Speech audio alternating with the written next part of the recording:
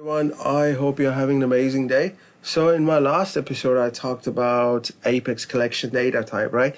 Apex collection data type is very important, and I hope you had a time to practice it and understand it in a better way, right? If you haven't done so, I would highly encourage you to please go and practice and watch my video again.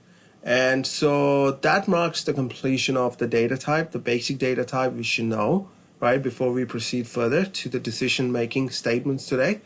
So what I'm going to talk about today is about if and else, right? If and else statement, a very basic version of it, okay?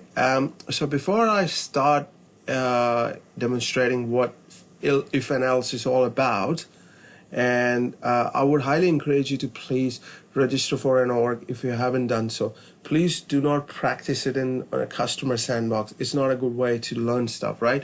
Because Salesforce offers you a free org. Why not use it? And plus, since it's for admin, I already assume that you have an org which you're working on, okay? So I've registered for, I've already registered and I've logged into my org, okay? So now, what is a decision-making loop, right? If you have, it's something to do with if or else condition.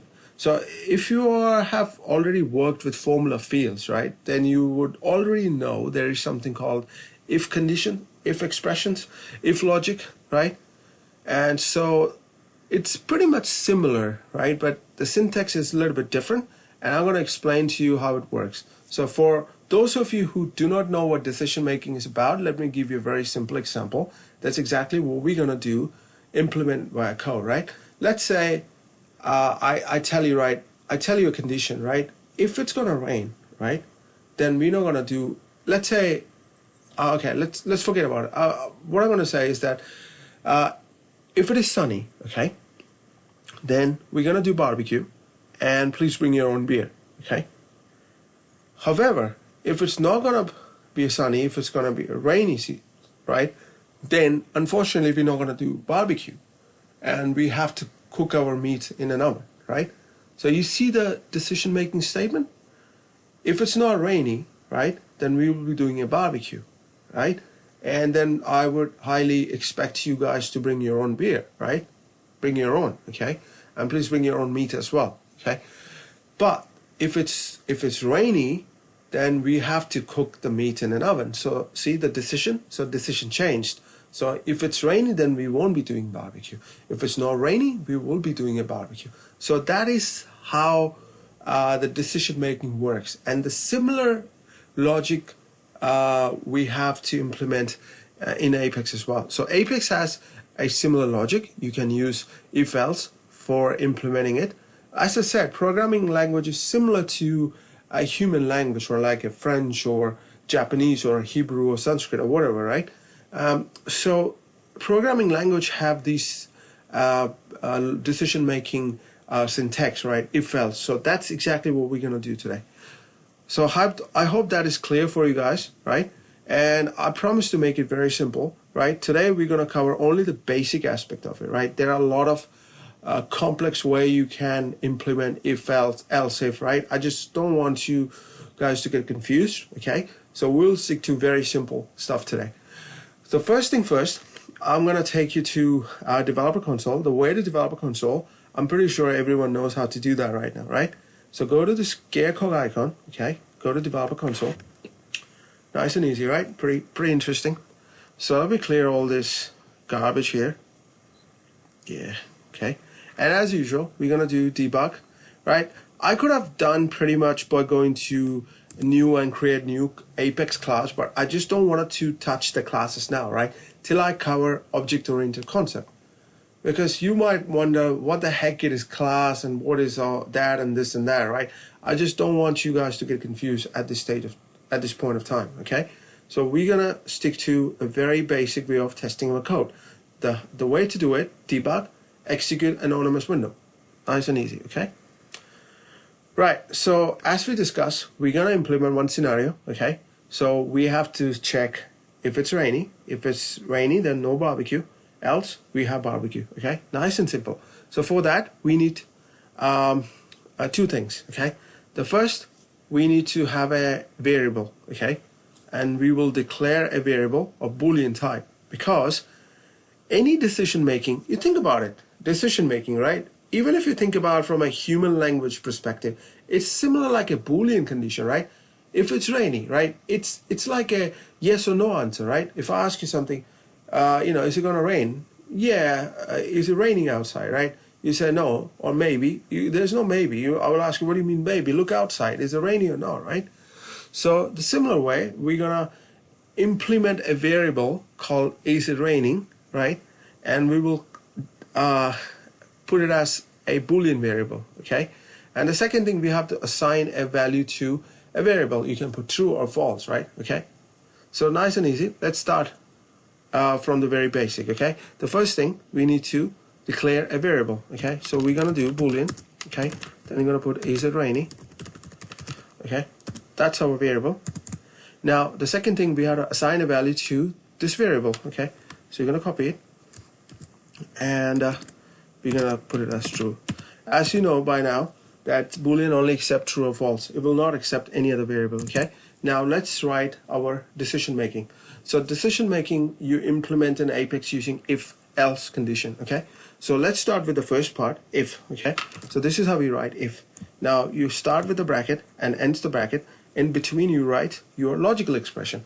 So now the logical statement, right? The logical statement here, you have to write in a Boolean way. In other words, it has to determine if it's a true or false, okay?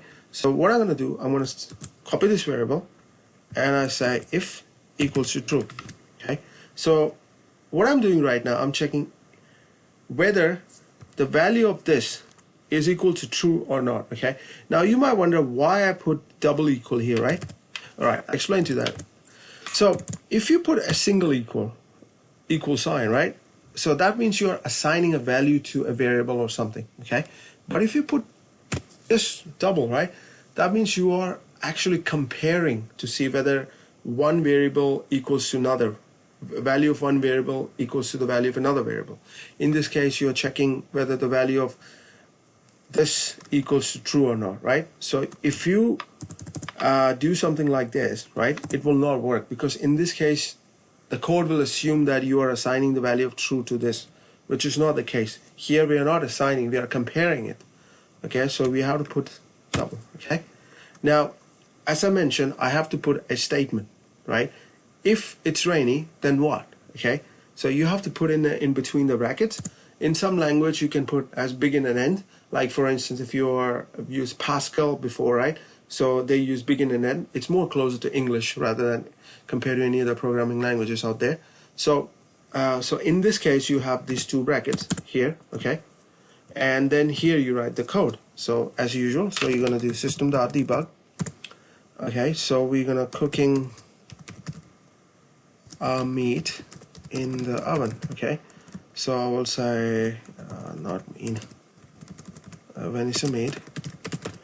I'm a big fan of venison meat, so I can eat pretty much every day. Sorry, I digress.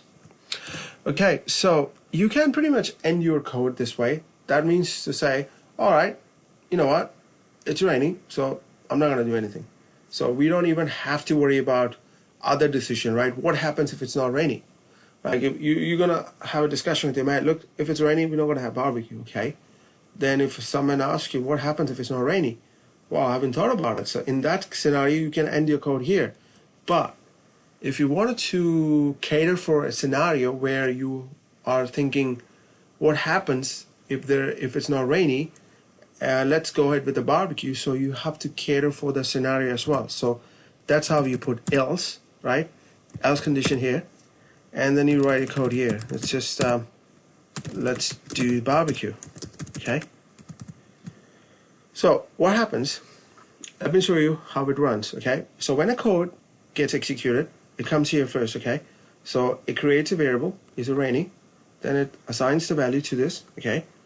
And then it comes here and said, okay, is the value of is it remaining equals to true? And it said, oh yeah, it's true. So it will run here. And that's it. The code will not run any further because this condition is only get executed when this condition is false, okay? So let me show you what I mean by that. Let's run it and see. Okay, and You see, it only runs here. Cooking venison meat in the oven because it's raining, right? Okay, let's see what happens if it's not raining, okay? Let me change the flag to false. Okay, so now what happens? It comes here and it will say, oh, false equals to true, which is not correct, right? False is not equals to true. So it will skip the line of the code inside this bracket and it jumps to else. And it will print else, this one here, okay? Now, do you hear? Let's do barbecue. Nice and easy, okay? Let's do one more example. And I want you guys to think about it. You can pause the video and then think about it when I do the exercise, okay? Because I really want you guys to pause the video and think about it, okay? Let's close all of this. Let's deal with integer value, okay? Before I do, I wanted to talk about certain operators, right? We have greater than sign here, okay? And we have less than sign here, okay? We have greater than equals to sign here. We have less than equals to sign. So greater than sign, if 4 greater than 5, sorry, 4, not 4 greater than 5, 4 greater than 3, which is correct. 4 less than 5, which is correct. And then if 3 greater than equals to 3, which is correct, right? Because 3 is greater than equals to 3. Because when you say greater than equals to, it will include that number as well, right? So it starts from 3, 4, 5, 6. When you say less than equals to 10, it starts with 10, 9, 8, 7. It includes that value as well, okay? So what we're going to do, we're going to say declare an integer this time, okay? Not a Boolean. And I'll show you how it works. Integer I, okay? And as usual, you know what to do. You have to assign a value of I. So let's make it 10, okay? And I'm going to say if, okay, I greater than equals to 10, right? System.debug. I'll just put, let's say, first loop, okay? Else system.debug, second loop. Okay, now when I run the code, pause the video for a second, look at the code. When I run this code, tell me what will it print? Will it print first loop or is it going to print the second loop? Oh, sorry, not loops. Well, is it going to print the second loop? In this, look at the code. Look at it for a second, right? So let me run it. I hope you got the answer now, okay? First loop, right? Which is great. Because I is greater than equals to 10. As I said, when you mention greater than equals to something, it starts from that number. So if it's mentioned greater than equals to 10, it starts from 10, 11, 12. So I is equals to 10. Absolutely. So it prints the first loop. Now if I do 9, is I is greater than equals to 10? Is 9 is greater than equals to 10? Think about it. Pause the video and work out the answer. So I hope you all got the answer now. So value of I is not greater than equals to 10 here, so it will print the second one, okay? So let's figure out how it's doing it, okay? Okay, so what happens? Value of I is 9, the code comes here, it will skip this part, okay?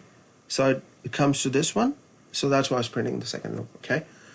So that's all I wanted to cover today. I hope you guys understood what I'm trying to do.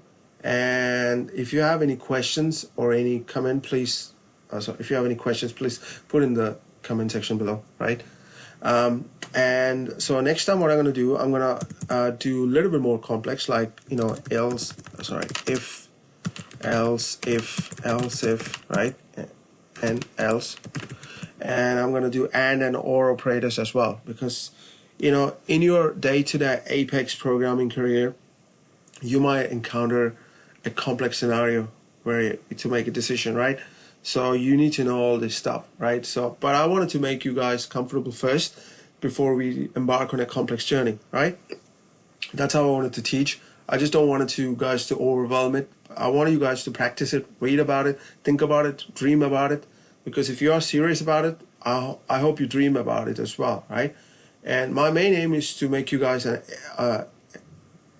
Apex developer, not just a developer, but an amazing developer, right? Because there are a lot of developers out there, but we need amazing developers who can do amazing stuff, okay? That's all I wanted to talk about today. I hope you enjoyed this lecture. And yeah, have an amazing day. Bye-bye.